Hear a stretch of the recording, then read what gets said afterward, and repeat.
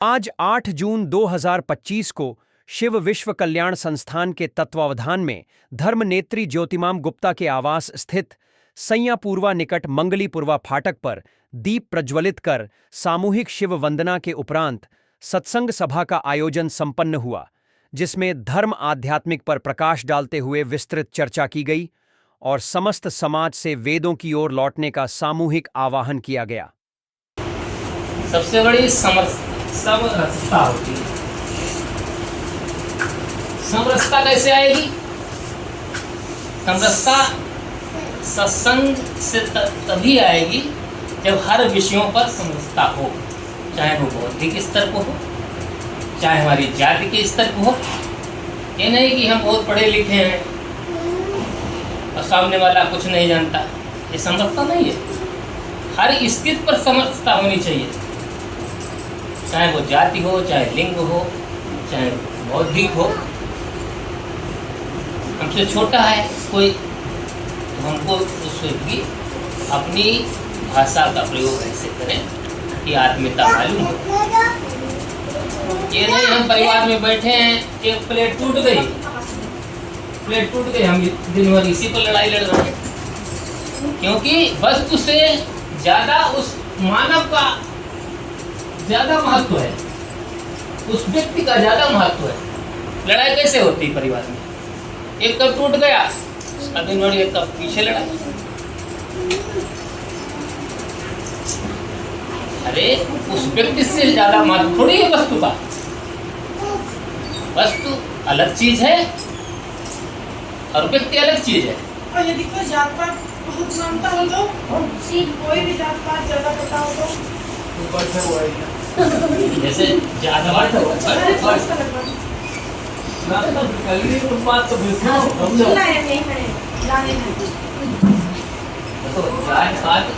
तो हम ही मनाएंगे। ईश्वर ने नहीं बनाया। ईश्वर क्यों मनाएगा? ये तो व्यवस्था है, जाति नहीं, ये व्यवस्था है। क्षत्रिय, वैश्य, शूद्र, ये सब व्यवस्था के अंतर्गत जैसा जैसा कर्म था वैसी व्यवस्था बांटती गई लोगों की। लेकिन आगे चलकर इसकी संकीर्ण विचारधारा हो गई, लोगों में उसको जाति को प्रवृत्त कर दिया, जन्म से मान लिया गया। जन्म से अपनी क्रिया समय बांट दी। के अनुसार तो लिखा है कि मतलब कि अगर तुम शूद्र हो, तुम्हारे कार्य ब्राह्मण वाले हैं तो तुम ब्राह्मण कहलाओगे। तुम ब्राह्मण हो, तुम्हारे कार्य शूद्र वाले हैं तो तुम शूद्र हो गए। तो कर्मानुसार, कर्म के अनुसार जाति। मनुस्मृति में यही लिखा है। हाँ, इसे यदि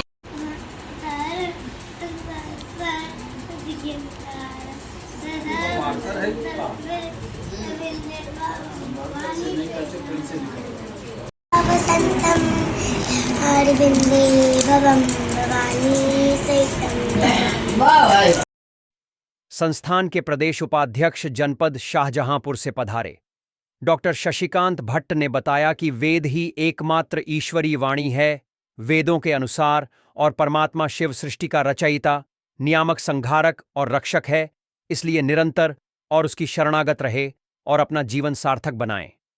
प्रदेश अध्यक्ष अधिवक्ता शिवसेवक गुप्त जय शिव अपने आध्यात्मिक विचार प्रस्तुत करते हुए बताया कि और परमात्मा का सर्वशक्तिमान है, सर्वज्ञ है और निराकार है और आदि अनादि काल से है और हमेशा रहेगा। श्री गुप्त ने कहा, शिव नाम का शाब्दिक अर्थ ही है कल्याणकारी एवं कल्याण स्वरूप, इसीलिए निरंतर शिव नाम से जप करें, प्रकाश स्वरूप से ध्यान करें और सरकार पूजा में गुण स्वरूप रूपक विधिवत नियमित पूजन करें और आत्मचिंतन की ओर अमृतसर होकर आत्म साक्षात्कार करने में सक्षम हो।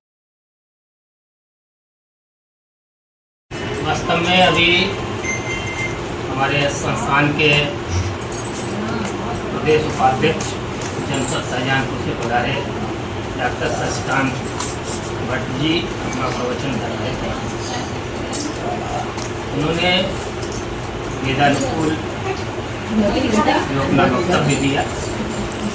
वास्तव में आज के सामाजिक परिवेश में हम सबको और माताओं और बहनों को आगे निकल कर आना होगा, क्योंकि आज इस तपती धूप में जिन माताओं और बहनों ने इस सत्संग में अपना योगदान दिया है, वास्तव में इससे प्रतीत होता है कि हमारा संबंध आज का नहीं है, ये संबंध हमारे पूर्व जन्मों का है जब आप यहाँ पर उपस्थित हुए। इसलिए हम सबका कर्तव्य है, थोड़ी देर रोक दो पानी हम सबका कर्तव्य बनता है, अगर हमको माता पिता जी ने हमको शिक्षा दी है तो हमको इस सामाजिक परिवेश में कैसे चलना है, कैसे उस सद्मार्ग की ओर सभी को ले जाना है, वो शक्ति हमें दो दया निधे, कर्तव्य मार्ग पर डट जावे, पर सेवा पर उपकार में जग जीवन सफल बना जावे। और जो हैं अटके भटके भूले उनको तारे और खुद उतर जाएं। उनको तारे का मतलब है उनको सत्संग से जोड़िए। जब आप किसी को सत्संग से जोड़ देंगे तो आप स्वयं ही तर जाएंगे। और तारने की विधि जितनी माताओं और बहनों के अंदर है, अगर माताएं बहनें आगे निकल कर आएँ तो माताएं बहनें घर का प्रथम पाठशाला होती हैं। बच्चे को संस्कार देने में अहम भूमिका होती है। तो इसलिए हम सबको समय दान देना होगा।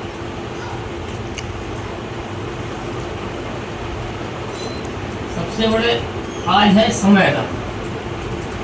समय दान नहीं कोई दे पा रहा है।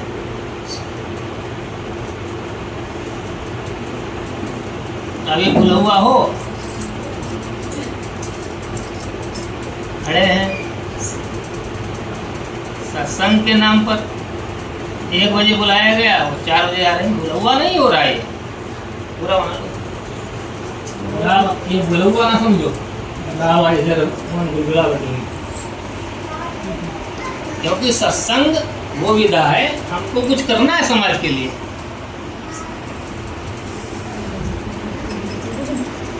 हम उस परमात्मा के भक्त हैं, उस परमात्मा की आदि अनादि काल से पूजा होती चली आ रही है। कि आशुतोष प्रभु अवढ़ रानी आरती हरऊ दीन। राम वन को गए तो उन्होंने, सब लोग कहते हैं कि हमारा पुत्र आज्ञा माने, लेकिन राम के पिताजी ने परमात्मा शिव से प्रार्थना की कि आशुतोष तुम प्रभु अवढ़ रानी आरती हरऊ दीन। हे परमात्मा, सबके अंदर आत्मा की जानने वाले, अंतरात्मा की आवाज़ सुनने वाले, आज हमारा पुत्र हमारी आज्ञा का पालन ना करे, वन को ना जाए। हम ऐसे उस परमात्मा के भक्त हैं जिसका कभी भी कोई जन्म नहीं हुआ, शाश्वत है। और दुनिया में कोई भी कहे कि 2 प्लस बराबर 5 होते हैं, क्या हमारी माता कहेंगे हम मान जाएंगे 5 होते हैं? बताइए। क्या हमारे पिताजी कहें 2 + 2 5 होते हैं, मान जाएंगे हम? नहीं मानेंगे ना। संसार में कोई कहे 2 + 2 5 नहीं होते हैं, ठीक इसी प्रकार जो परमात्मा है, चाहे पूरा संसार कहे कि पैदा होने वाला, जन्म लेने वाला परमात्मा होता है, तो हम नहीं मानते, क्योंकि पृथ्वी पहले बन गई, उसका जन्म हुआ बाद में। महापुरुष हो सकते हैं, हमारे आदर्श होते हैं, लेकिन पूज्य नहीं, एकमात्र वो परमात्मा है। इसलिए एको देवा सर्वभूतेषु गूढ़ा, सर्वव्यापी सर्वभूतांतरात्मा, कर्माध्यक्षा सर्वभूते दिवासा, साक्षी चेता केवल। तो एक ही देव हमारी अंतरात्मा है, साक्षी चेता केवल। उसे किसी साक्ष्य की आवश्यकता नहीं है। वो दृष्टा है, वो गवाह भी है, वो साक्ष्य भी है। आज के सामाजिक परिवेश में तमाम नाना प्रकार की पूजाएं चल रही हैं, लेकिन उसका किसी से उद्धार नहीं हो रहा है, क्योंकि हम प्रकृति की पूजा कर रहे हैं। जब हम परमात्मा की पूजा करेंगे वहां भीड़ तो आपको दिखाई देगी, लेकिन भक्त बिरला होता है। भक्तों की गिनती भले कम हो, लेकिन जहां होंगे वहां रोशनी छोड़ेंगे, प्रकाश। तो इसलिए हम सभी को मिलकर समाज में ऐसा आदर्श प्रस्तुत करना है कि शिव विश्व कल्याण संस्थान जन जन की आवाज़ बने, घर घर में दीप जले, घर घर में आध्यात्म हो। इसमें अहम भूमिका हमारी माता और बहनें की होनी चाहिए। अगर वो अपना कर्तव्य समझेगी तो एक एक घर से एक सत्संगी बनकर निकलेगा। संस्थान नारी शक्ति की जिला अध्यक्ष धर्मणी अर्चना सिंह ने आध्यात्मिक भक्ति भाव से परिपूर्ण भजन सुनाकर सभी को अपने कर्तव्य और आध्यात्मिक विद्या पर प्रकाश डालते हुए नारी शक्ति का आगमन किया कि दहलीज से बाहर निकालकर अध्यात्म धर्म का प्रचार प्रसार करें, तभी समाज सत्य मार्ग की ओर हो सकेगा। 2 गज कफन का टुकड़ा मेरा लिबास होगा, जाएगा जब यहाँ से कुछ भी न पास होगा। 2 गज कफन का टुकड़ा मेरा लिबास होगा, कांधे पे रख ले जाए परिवार वाले मेरे, कांधे पे रख ले जाए परिवार वाले मेरे, यमदूत ले पकड़ कर घेरेंगे घेर घेरे, पीटेगा छाती अपनी पुलवा उदास होगा, चुन चुन के लकड़ियों पे रख ले मेरे बदन को, आ करेंगे झट उठा ले मेहतर मेरे कफन को। अर्थात यही है, शिव नाम जपो, इसी से कल्याण। अर्थात यही है कि अंत होना यही है।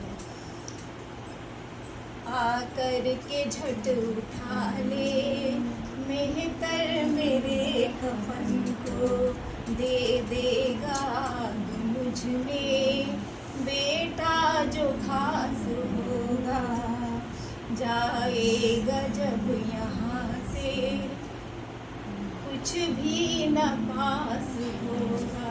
सत्संग होता, लोग समय नहीं निकाल पाते हैं, सब इसमें घूमते रहते हैं, लेकिन कुछ भी नहीं जाना। कंचन सी मेरी काया जल कर के राख होगी, कंचन सी मेरी काया जल कर के राख होगी, दुनिया से दूर हट कर मरघट में वास होगा।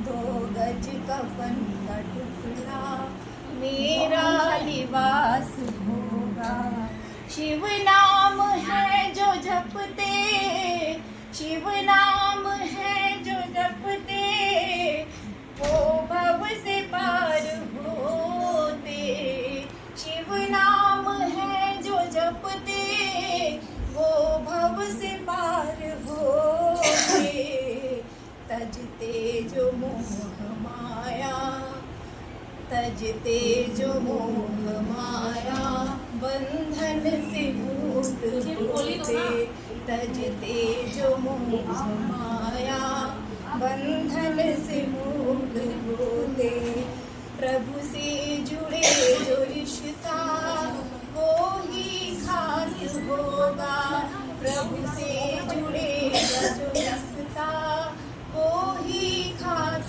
होगा। 2 गज कफन का टुकड़ा मेरा सत्संग का मतलब ही यही है कि हमारी वाणी से लगे कि हाँ हम बहुत सत्संगी हैं। मधुरता तो बहुत जरूरी है वाणी में। अगर मधुरता नहीं है तो हम लोग अच्छे सत्संगी भी नहीं हो सकते। अगर कोई हमको कड़वा बोलता है तो हमको पलट के कड़वा नहीं बोलना। मेन भाषा क्या है, हम लोग भगवान की आरती कर लेते हैं, पूजन कर लेते, शिव नाम कर लेते, जप कर लेते, लेकिन इससे केवल अपना भला होगा। लेकिन हम जब समाज में रहते हैं तो समाज में अगर मेरी वाणी से किसी को कष्ट पहुंच रहा है तो हम अच्छे सत्संगी नहीं माने जाएंगे। अगर हमने किसी को जो है, कोई दुखी है, कोई परेशान है, तो उसको सांत्वना भरी बातें उस समय उसको कह दी तो शायद हमारे जो सत्संग का जो महत्व है, जैसे कि हमारी दीदी लोग करती थी, महिलाएं बहुत कुछ, जैसे कि भैया ने बताया कि महिलाएं बहुत कुछ कर सकती हैं, तो ये सही बात है। सत्संग की ज़्यादा सीमा जो है महिलाएं आगे बढ़ा सकती हैं, क्योंकि पुरुष लोगों के पास बहुत काम होते हैं, लेकिन महिलाएं घर में बैठ के, बाहर भी पड़ोस में बैठ के अपनी बातों से, कोई अगर फालतू बातें करता है तो उसको ना करके उसको एक प्रार्थना को ही ले लो, कह दो नहीं भाई अच्छी बातें करो, हम लोग घर के भजन करते हैं। तो हम लोगों का शिव नाम किसी को बार बार संबोधित करने से शायद शिव नाम ना करे, लेकिन हम लोग अपने रूटीन में अगर ले आए तो शायद हम लोगों की जो सत्संग की संख्या है शायद बहुत ज़्यादा बढ़ जाए। और भाषा का तो बहुत ध्यान करना है। अगर हमको तू में करके किसी ने बात कर दी तो हमको पलट के नहीं कहना है किसी से। हाँ, हमको उसमें जो है उदारता लग के ही भाषा शैली को प्रयोग करना है। हम भी हैं, हम भी समाज में ही रहते हैं, लेकिन हम बहुत संयमित बातें करते हैं। कभी कभी आ भी जाता है क्रोध, तो उसको कोशिश करते हैं कि हाँ सीमित हो जाए, अपने आप की भाषा शैली को सीमित करते। तो हर एक सत्संगी को यही करना चाहिए। मेन प्रदेश प्रचार मंत्री महात्मा उदय प्रताप जी ने बताया कि वर्तमान में सामाजिक प्रवेश के चलते हमें शाकाहारी होना अति आवश्यक, क्योंकि जब हमारा स्वास्थ्य उत्तम होगा तब हम उसे परमात्मा की ओर आकर्षण होकर समाज का उद्धार कर सकते हैं।